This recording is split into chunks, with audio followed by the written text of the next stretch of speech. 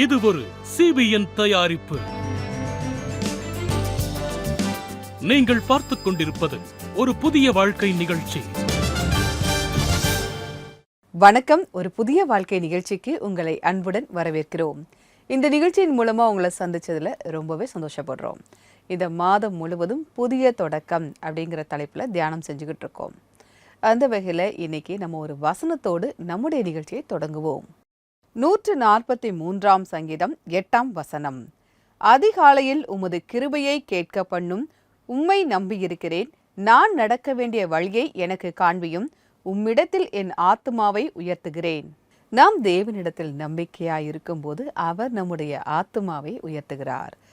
அது மட்டும் இல்லை, இன்னைக்கு புதன்கிழமை ரீஜனல் ஃபோக்கஸ் தமிழ்நாட்டை பார்க்க போகிறோம். அதாவது நம்முடைய மாநிலத்திலிருந்து தான் உங்களுக்கு ஜீவனுள்ள சாட்சிகள், பாடல்கள் எல்லாவற்றையுமே கொண்டு வந்திருக்கோம்.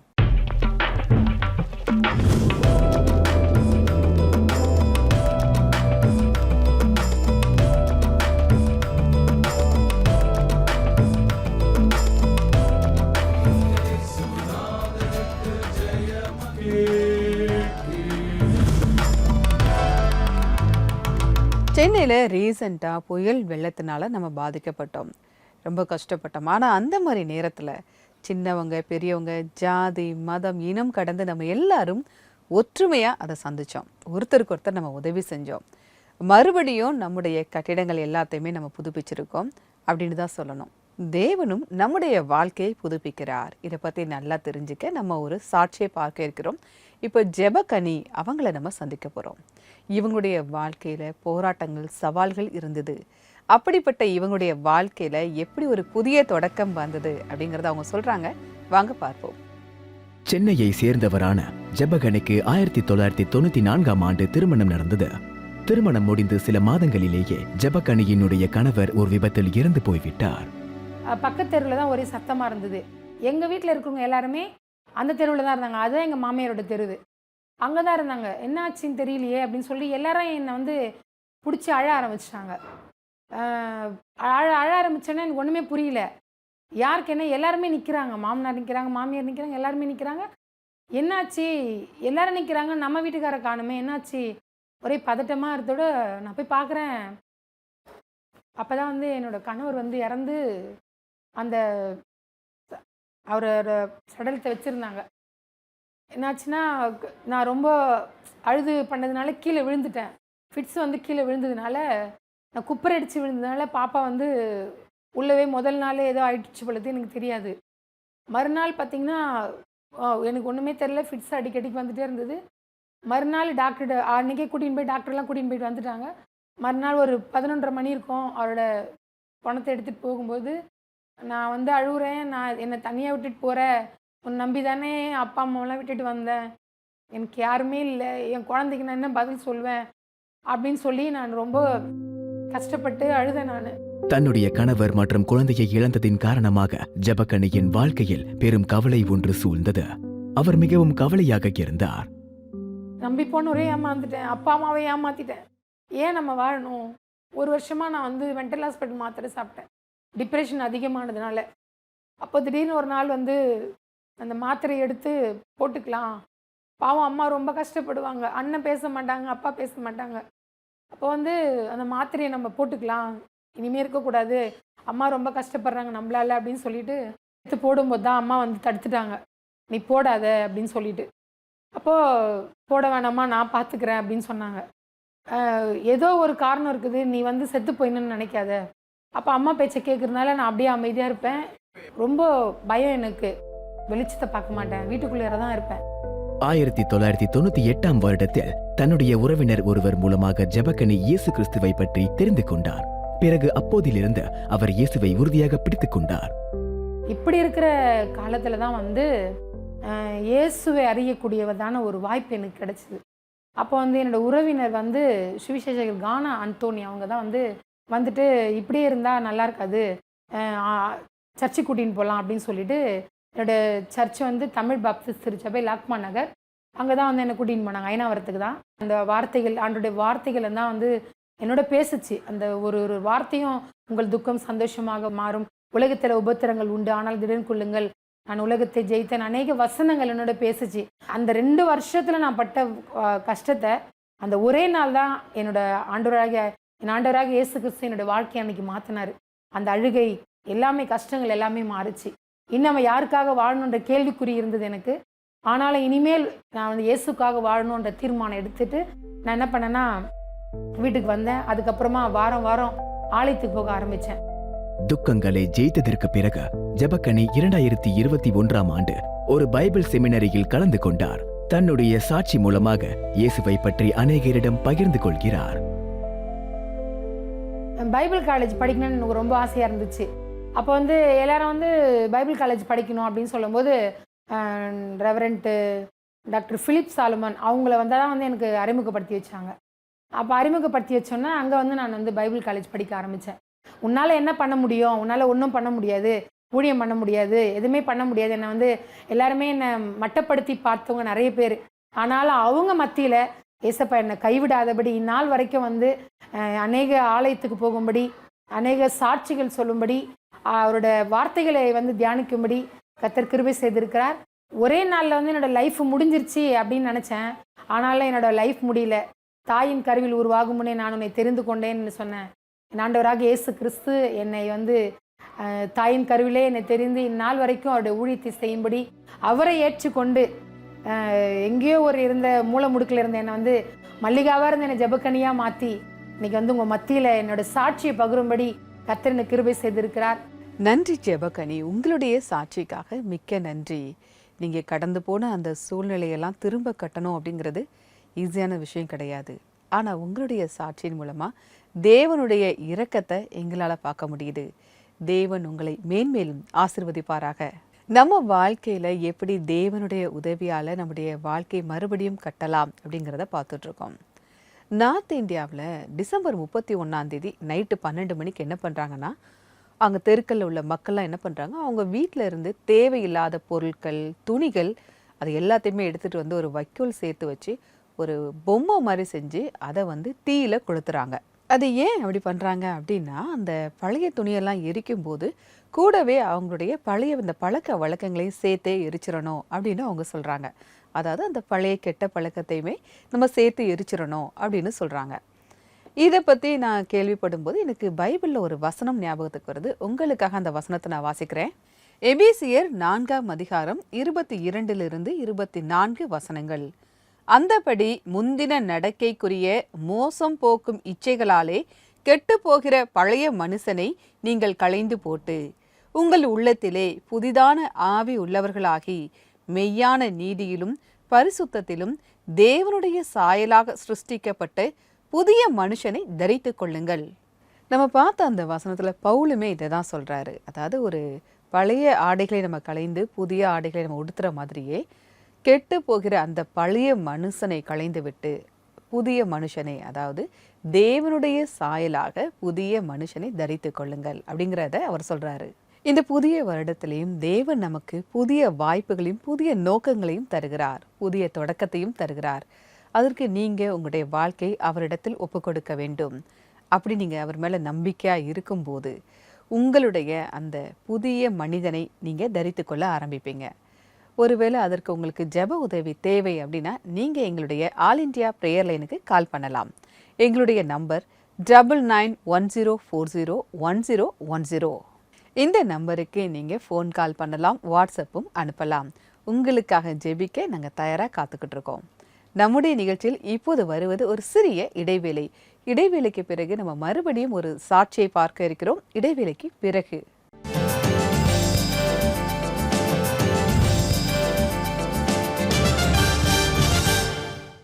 புது வருடத்தில் உங்களுடைய லட்சியத்தை நோக்கி ஒரு புதிய சிந்தனை மற்றும் நம்பிக்கையோடு தொடர்ந்து முன்னேறி செல்லுங்கள்.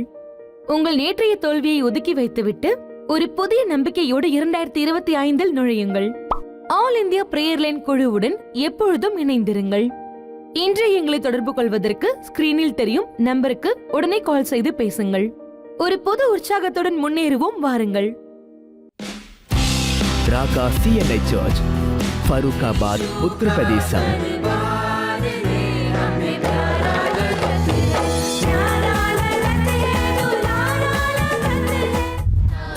Christ Church CNI Jagadhri Haryana,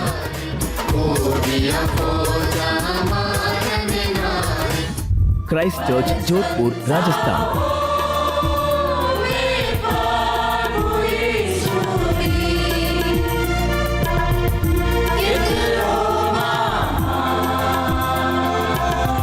மற்றும் கிரைஸ்ட் சர்ச் PCI பஞ்சாபில் இருந்த தேசிய சேனலில் ஒளிபரப்பாகிறது.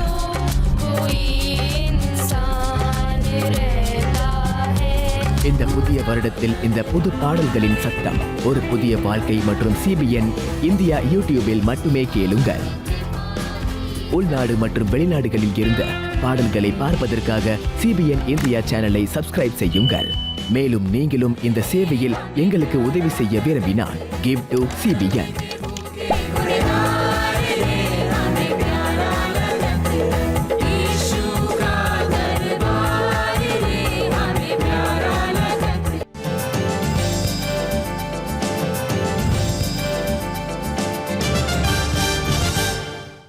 வெல்கம் பேக் டு ஒரு புதிய வாழ்க்கை.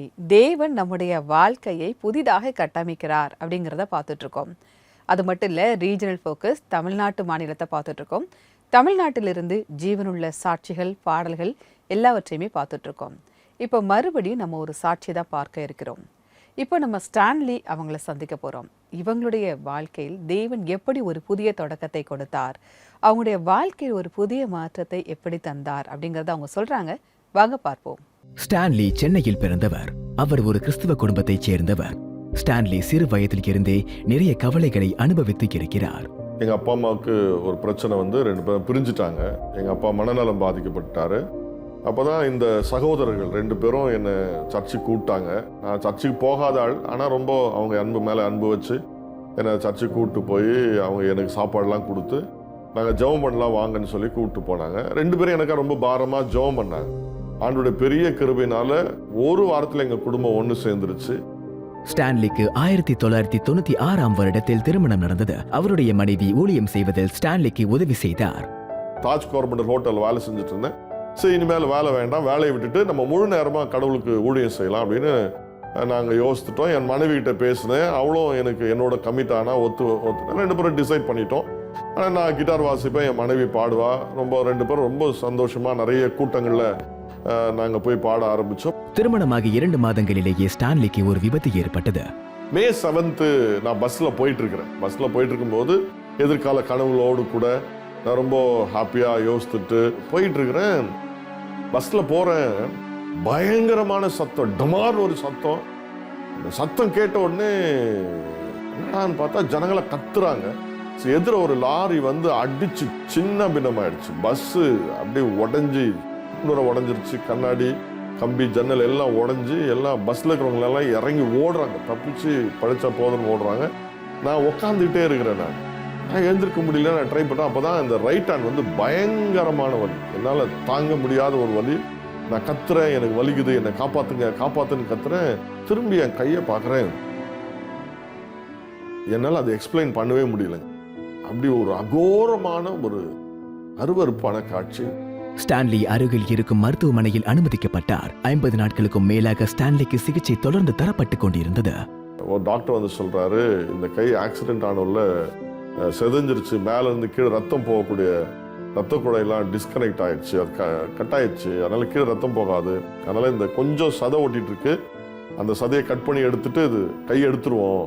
நான் வந்து வாழ்க்கையில் நிறைய சாதிக்க நினைக்கிறேன், தயவுசெய்து என்னுடைய வலது கை ரைட் ஹேண்ட் எடுத்துடாதீங்க, எப்படியாவது சேர்த்துருங்க. இல்லை அது ஒன்றுமே இல்லை, அதெல்லாம் பண்ண முடியாது. ஆனால் நடந்தது என்னென்னா, எக்ஸ்ரேல பார்த்தா இந்த ரைட் ஹேண்டில் இதிலிருந்து இது வரைக்கும் 6 இன்ச்சு 1/2 அடி, அதாவது மேலே இருக்கிற முட்டியெலும்பு இதிலிருந்து இது வரைக்கும் 1/2 அடி கை உடஞ்சி, கை மசில்ஸ் எலும்பெல்லாம் உடஞ்சி முட்டி எலும்போடு பஸ்ஸில் விழுந்துட்டு இருக்குது.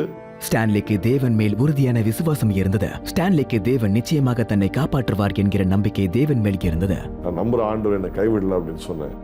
தூக்க முடியாத, அசைக்க முடியாத, ஒரு அசைவில்லாத கையை அந்த டாக்டர்கிட்ட நான் தூக்கி காமிக்க ஆரம்பிச்சேன். என் கையை பாருங்க அப்படி கையை காட்டின உடனே ஷாக், அப்படியே அதிர்ச்சி ஆயிடுச்சு அவருக்கு. என்ன சொல்றேன் அப்படின்னு என் கையை தூக்கி நான் காட்டினேன். விரலாம் அசைச்சு காட்டின உடனே அவர் பிரமிச்சிட்டார். ஸ்டான்லி மக்களுக்கு சேவை செய்ய விரும்பினார். அதற்காக ஸ்டான்லி நிறைய முயற்சிகளையும் செய்தார்.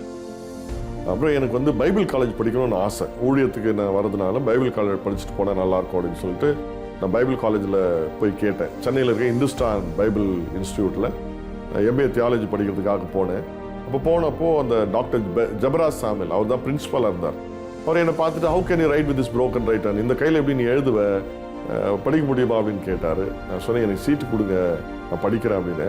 கர்த்தருடைய பெரிய கிருபையினால் இந்த கையிலேயே I have completed more than 500 pages, 500 பக்கங்களுக்கு மேலே எக்ஸாம் எழுதி ப்ராஜெக்ட் பண்ணி அசைன்மெண்ட் எழுதி கிட்டத்தட்ட 36 சப்ஜெக்ட், ஒரு செமஸ்டருக்கு வந்து 6 சப்ஜெக்ட், 36 சப்ஜெக்ட் எழுதி எம்ஏ தியாலஜி முடிக்க ஆண்டவர் உதவி செஞ்சாரு. ஸ்டான்லி தன்னுடைய வாழ்க்கையை புதிதாக தொடங்கினார். இப்பொழுது அவர் ஆண்டவருக்கு உண்மையான மனதோடு ஊழியம் செய்து கொண்டிருக்கிறார். வேதம் சொல்லுகிறது, கிறிஸ்து இயேசுவுக்குள் ஜெயம் கொடுக்கிற தேவனுக்கு ஸ்தோத்திரம். நம்முடைய தேவன் ஜெயம் கொடுக்கிற தேவன். அந்த பஸ்ல நான் இருக்கும்போது பிசாசு நீ செத்துருவன்னு சொன்னா, உன் மனைவி விதவையாடுன்னு சொன்னா, நீ நினைக்கிறது எதுவுமே நடக்கான்னு சொன்னா, இன்னைக்கு ஆண்டவருடைய கிருபையில எனக்கு எதெல்லாம் ஆண்டவர் சொன்னாரோ எல்லாத்தையும் செய்ய சபைகளை ஸ்தாபிச்சிருக்கிறோம். இன்னைக்கு ஊழியம் செய்கிறோம். நான் வாசிக்கிறேன், என் மனைவி பாடுறாங்க, நான் கார் ஓட்டுறேன், பைக் ஓட்டுறேன், எல்லாவற்றையும் கர்த்தர் செய்ய கர்த்தர் கிருபை கொடுத்திருக்கிறார். இப்போ இந்த கையில் எதுவும் செய்ய முடியாதது அப்படி இல்லைன்ற அளவுக்கு எல்லாவற்றையும் செய்ய ஆண்டவர் கிருபை கொடுத்திருக்கிறார். இன்றைக்கு நான் தொடர்ந்து ஊழியத்தை ஓடிக்கொண்டே இருக்கிறேன். 28 வருஷமாக அவருடைய ஊழியத்தை வெற்றிகரமாக ஆண்டவர் சேவை செய்ய கிருபை கொடுத்திருக்கிறார். எனக்கு அற்புதம் செய்து எனக்கு ஜெயம் கொடுத்து என் தலையை உயர்த்தின தேவன் உங்களையும் ஆசீர்வதித்து உயர்த்துவார். கர்த்தர் பெரிய காரியங்களை செய்வார். God bless you. நன்றி ஸ்டான்லி, உங்களுடைய சாட்சிக்காக மிக்க நன்றி. உங்களுடைய வாழ்க்கை எப்படி ஒரு புதிய தொடக்கத்தை தேவன் தந்தார் அப்படிங்கிறத எங்களால் பார்க்க முடியுது. தேவன் உங்களை மேன்மேலும் ஆசீர்வதிப்பாராக. ஸ்டான்லிக்கு உதவி செய்கிற அதே தேவன் இன்று உங்களுடைய வாழ்க்கையிலும் ஒரு புதிய தொடக்கத்தை தர விரும்புகிறார். நீங்கள் உங்களுடைய வாழ்க்கையை நீங்கள் அவரிடத்தில் ஒப்புக் கொடுக்க வேண்டும். அதை தான் அவர் எதிர்பார்க்கிறாரு. நம்முடைய நிகழ்ச்சியில் இப்போது வருவது ஒரு சிறிய இடைவேளை.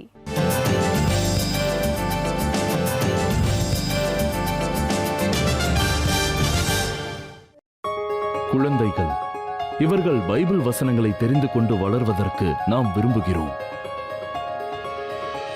இப்பொழுது சூப்பர் புக் மூலமாக பைபிள் சத்தியங்களை குழந்தைகள் சுவாரஸ்யமான முறையில் கற்றுக்கொள்ளலாம். பென்யமீன் அவங்களோட இருக்கான். இந்த சூப்பர் புக் பைபிள் ஆப்பில் இதே போல்தான் வேடிக்கையான விஷயங்கள் இருக்கிறது. அது உங்கள் குழந்தைகளுக்கு மிகவும் பிடிக்கும்.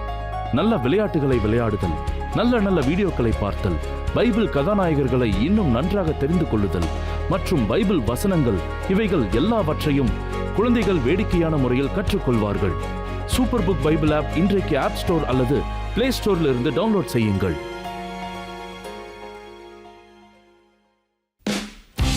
ஒரு புதிய வாழ்வு ஒவ்வொரு புதன்கிழமை தோறும் உங்களுக்காக தேசிய பிரதேசங்களின் நிறத்தை தேசிய டிவியின் மேடையில் கொண்டு வருகிறது. உண்மை சம்பவத்தை பாருங்கள். சபை பாடகர் குழு பாடல்களை கேளுங்கள். மேலும் சரித்திர சிறப்பு வாய்ந்த தேவாலயங்களை சுற்றி பாருங்கள். ஒவ்வொரு புதன்கிழமையும் ஒரு புதிய இடத்திற்கு செல்லுங்கள். உள்நாட்டிலும் வெளிநாட்டிலும் இருந்து ஒரு புதிய வாழ்வின் ரீஜனல் போக்கஸை பார்ப்பதற்காக சிபிஎனுக்கு உதவுங்கள். Give to CBN.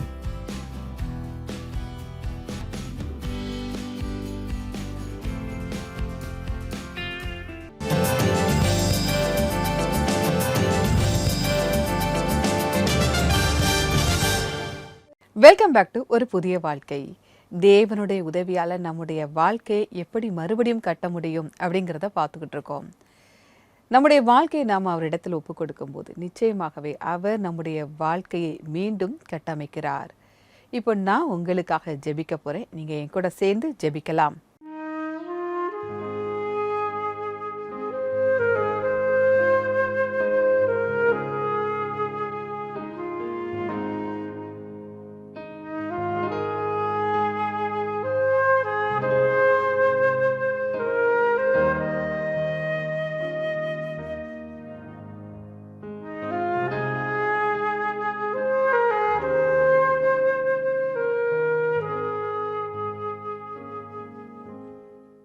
அன்பின் பரலோக பிதாவே, இந்த நேரத்திற்காக நன்றியோடு துதிக்கிறோம் அப்பா. அப்பா, நீங்கள் எங்களுடைய வாழ்க்கையில் ஒரு புதிய தொடக்கத்தை தரீங்க, அதற்காக நன்றி. இப்போது இந்த நேரத்தில் ஜெபித்து கொண்டிருக்கிற ஒவ்வொருவருக்காகவும் உம்முடைய சமூகத்தில் வருகிறோம் ஆண்டவரே. அப்பா, அவங்களுடைய கெட்ட பழக்கத்திலிருந்து, அந்த கெட்ட வாழ்க்கையிலிருந்து ஒரு மாற்றத்தை எதிர்பார்த்து இருக்கலாம் ஆண்டவரே. அவங்களுக்கு ஒரு புதிய மாற்றத்தை தர உம்மால் கூடும் நாங்கள் விசுவாசிக்கிறோம். உங்கள் உதவியால் தான் அவங்களுக்கு ஒரு புதிய வாழ்க்கையை பெற முடியும், புதிய தொடக்கத்தை பெற முடியும். அப்பா, நாங்கள் பைபிளில் கூட பார்க்குறோம், நெகேமியா இஸ்ரேல் நாட்டை 52 நாட்களில் அவர் மீண்டும் அவர் கட்டுறதை எங்களால் பார்க்க முடியுது. அப்பா, எதுவுமே சாத்தியம் இல்லைங்கிற இடத்துல உம்மால் கூடும் நாங்கள் விசுவாசிக்கிறோம். உம்முடைய வல்லமையால் கூடும் நாங்கள் விசுவாசிக்கிறோம். அப்பா, உங்கள் உதவியால் ஒரு புதிய தொடக்கத்தை பெற நீங்கள் உதவி செய்யுங்கப்பா. அப்பா, இந்த நேரத்தும் தமிழ்நாட்டு மக்களுக்காக உம்முடைய சமூகத்தில் வருகிற ஆண்டவரே, ஒவ்வொருவரையும் பேர் பேராக சந்தித்து ஆசீர்வதிங்க. எங்களுடைய மாநிலத்தை நீங்கள் ஆசீர்வதிங்க. எங்கள் மக்களுக்காக நாங்கள் உம்மிடத்தில் வருகிறோம். நாங்கள் எல்லா ஆசீர்வாதங்களையும் பெற நீங்கள் உதவி செய்யுங்க. ஏற்ற காலத்திலே எங்களுக்கு மழையை தாங்க. மீட்பர் இயேசுவின் மூலமாக ஜெபிக்கிறோம் பரமபிதாவே. ஆமேன், ஆமேன். நாம் வல்லமையான தேவனிடத்தில் ஜெபித்திருக்கிறோம். நிச்சயமாகவே அவர் உங்களுடைய வாழ்க்கையில் ஒரு புதிய தொடக்கத்தை தருகிறார். இன்றைக்கான பைபிள் வசனம் என்ன அப்படிங்கிறத பார்ப்போம். அவர் சகலத்தையும் அதன் காலத்திலே நேர்த்தியாக செய்திருக்கிறார். உலகத்தையும் அவர்கள் உள்ளத்திலே வைத்திருக்கிறார். ஆதலால் தேவன் ஆதி முதல் அந்தம் மட்டும் செய்து வரும் கிரியையை மனுஷன் கண்டுபிடியான். பிரசங்கி 3:11. பொதுவாக இந்த வசனத்தை நம்ம திருமண பத்திரிகைகள் எல்லாம் நம்ம இந்த வசனத்தை பார்த்துருப்போம். ரொம்ப ஒரு நம்பிக்கை தரக்கூடிய ஒரு வசனம். கர்த்தர் சகலத்தையும் அதினதின் காலத்தில் நேர்த்தியாக செய்கிறவர். நாம் நம்முடைய நம்பிக்கையை அவர் மீது வைக்கும்போது, பொறுமையாக காத்திருக்கும் போது, ஜெபிக்கும் போது, அவருடைய நாமத்தின் மகிமை அடைய நம்முடைய வாழ்க்கை அவர் புதுப்பிக்கிறார். ஆண்டவராகிய இயேசு கிறிஸ்து தான் நம்முடைய கன்மலை. ஒரு கண்மலையின் மேல் கட்டப்பட்ட வீடு எவ்வளோ புயல் வந்தாலும் வெள்ளம் வந்தாலும் அசையவே அசையாது, அப்படியே உறுதியாக நிலைச்சிருக்கும். நம்முடைய வாழ்க்கையும் நாம் அவர் மீது கட்டும்போது நம்முடைய வாழ்க்கையில் எந்த புயல் வந்தாலும் வெள்ளம் வந்தாலும் அது நம்மளை என்றைக்குமே பாதிக்கவே செய்யாது. நம்ம என்றைக்குமே உறுதியாக நிலைச்சி இருப்போம். நிகழ்ச்சியுடைய நிறைவு பகுதிக்கு வந்துட்டோம். இன்றைக்கான நிகழ்ச்சி உங்களுக்கு ஆசீர்வாதமாக இருந்திருக்கும் அப்படின்னு நாங்கள் கர்த்தருக்குள்ள விசுவாசிக்கிறோம். நம்ம ஜெபக்கனி ஸ்டான்லி அவங்களுடைய சாட்சியை பார்த்தோம். நிச்சயமாக உங்களுக்கு ஒரு உத்வேகம் கிடைச்சிருக்கும். தேவனுடைய உதவியால் அவங்களுடைய வாழ்க்கை மறுபடியும் கட்டப்பட்டதை நம்மளால் பார்க்க முடிஞ்சுது. இன்னைக்கு அதே தேவன் உங்களுடைய வாழ்க்கையும் கட்டமைக்கிறார். இதை மட்டும் நீங்கள் மறந்துடாதீங்க. இந்த நிகழ்ச்சி உங்களுக்கு பிடித்திருக்கிறது, இந்த நிகழ்ச்சியை நீங்கள் தாங்க வேண்டும், உங்களது நன்கொடைகளை நீங்கள் அனுப்ப வேண்டும், அல்லது உங்ககிட்ட சாட்சிகள் பாடல்கள் இருக்குது அதை வழங்கணும் அப்படின்னா ஸ்க்ரீனில் தெரியக்கூடிய இந்த வெப்சைட்டை நீங்கள் விசிட் பண்ணுங்கள். உங்களது நன்கொடைகளை ஸ்க்ரீனில் தெரியக்கூடிய அந்த QR கோடை ஸ்கேன் பண்ணி நீங்கள் அனுப்பலாம். இதன் மூலமாக அநேக மக்கள் ஆசீர்வாதம் பெற அது உதவியாக இருக்கும். நீங்கள் CBN இந்தியா யூடியூப் சேனலை மறக்காமல் சப்ஸ்கிரைப் பண்ணிடுங்க. ஏன்னா நம்முடைய நிகழ்ச்சிகள் அங்கே தொடர்ந்து வந்துக்கிட்டே இருக்கும், நிறைய மொழிகளில் வரும். உங்கள் நண்பர்களுக்கும் நீங்கள் அதை ஷேர் பண்ணலாம். நம்முடைய நிகழ்ச்சியில் இப்போது வருவது ஒரு ஆராதனை பாடல். CBN தொலைக்காட்சி நேயர்கள் அனைவருக்கும் எனது வணக்கங்களை தெரிவித்துக் கொள்கிறேன். இப்பொழுதும் நாங்கள் மின்ஸ்டர்ஸ் குழுவாக சேர்ந்து பாடப்போகும் பாடல் கர்த்தர் என் வெளிச்சம் என்ற பாடல் ஆகும். இந்த பாடல் சங்கீதம் 27 மையமாக கொண்ட பாடல் ஆகும். இந்த பாடலை எழுதி இசையமைத்தவர் காலம் சென்ற முனைவர் பிரேம்குமார் டேவிட் ஆவர். இந்த பாடலின் மூலம் நாம் அறிக்கை செய்வது என்னவெனில், எதையும் தாங்கிக் கொள்ளும் இதயம் நம்மிடம் உண்டு என்பதையே. இருளின் உலகத்தில் வாழும் விசுவாசிகளுக்கு கிடைப்பதே தேவ ஒளியாகும். தேவனே அவர்களுக்கு ஒளியாக இருக்கும் பொழுது அவர்கள் அடிகள் இருளில் இடறுவது இல்லை. வெள்ளம் போல போராட்டங்கள் வந்தாலும் அதை நாம் தேவ பலத்துடன் வெற்றி கொண்டு மேற்கொள்வோம் என்று இந்த பாடல் வழியாய் கர்த்தரை துதிப்போம்.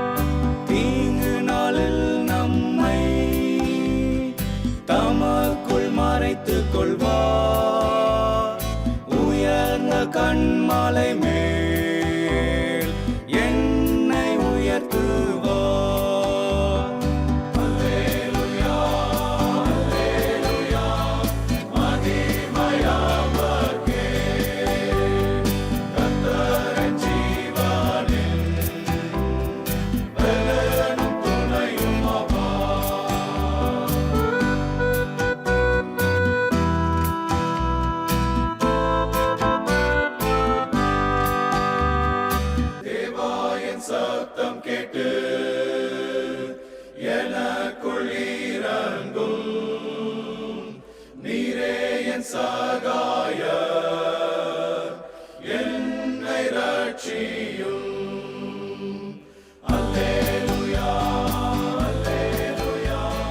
பாடலை பாடிய குழுவினருக்கு எங்களுடைய நன்றி. தேவன் உங்களை ஆசீர்வதிப்பாராக. இத்துடன் நான் வேறொரு எபிசோடில் உங்களை சந்திக்கிறேன். அதுவரை கர்த்தருடைய கிருபை உங்கள் அனைவரோடும் கூட இருப்பதாக. God bless you.